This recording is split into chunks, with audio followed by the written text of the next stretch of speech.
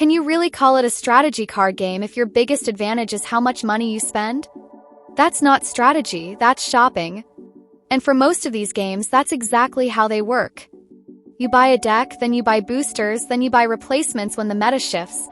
And you repeat that cycle until either your wallet breaks or your spirit does. You might be saying, I get that, but isn't that part of the fun of these card games? If the reason why you got into them was to collect the cards and not play them, then sure.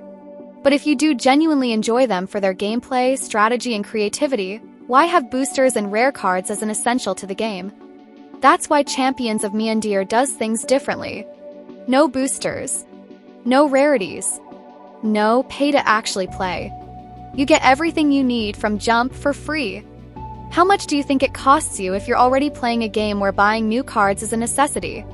In Magic: The Gathering, a deck consists of 60 to 100 cards depending on the version. Pokemon, your deck needs 60. In Yu-Gi-Oh, 40 to 60 cards.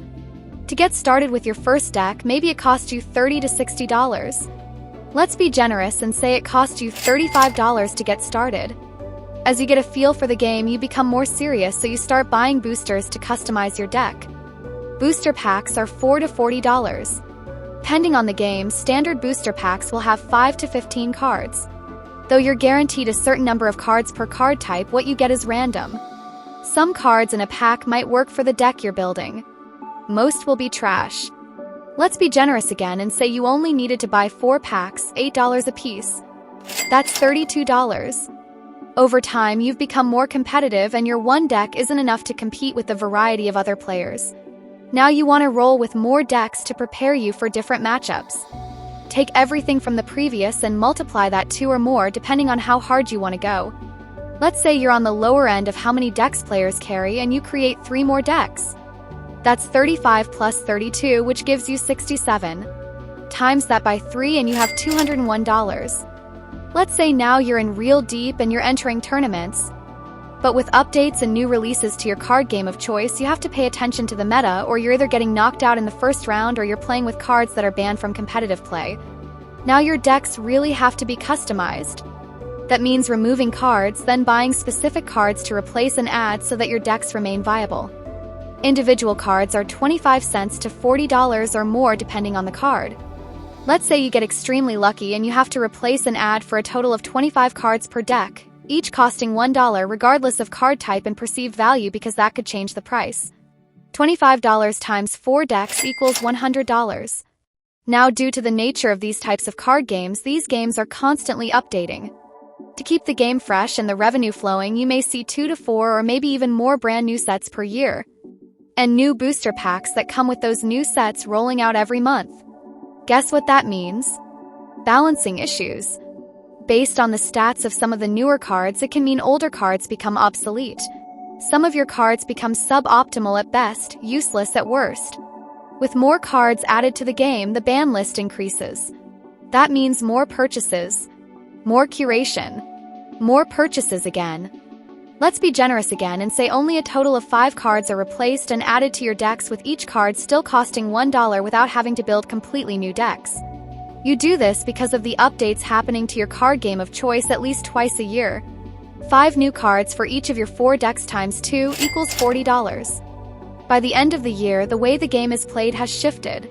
You still want to stay competitive, so lowballing, you only repeat the cycle once a year. Add everything up and the cost to play is $408 per year.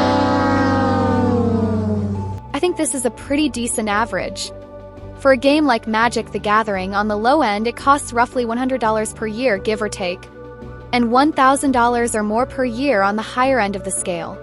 So why all this math? It's to tell you that you can play a great strategy card game without spending all of your hard-earned money. Champions of Meondir was designed from the ground up with pure focus on having fun, strategic depth with the lowest barrier to entry possible. Free. No special cards or ultimate decks only the fattest of whales can afford. Champions of Meondir can be played right on your web browser. No cost to enter, just an email account. All cards are available to you and more to come. As you can see at the time of this recording, there's still art to be finalized. But the game is fully playable. Champions of Meondir is a passion project. I know. Passion projects tend to fizzle out before they're fully realized. But this small team is fully funded and is working full-time on this game. And any updates to the game, including new cards, are totally free. Any money gained is purely through patrons who'd like to show support. You can begin with a pre-made deck to get a feel for the game, customize a pre-existing deck, or build your own from scratch.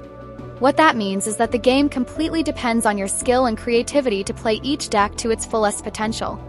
Sounds good? Click the link in the description below. Create your free account and play Champions of Meandir today. Also, join the Discord so that you can be notified of the next game night.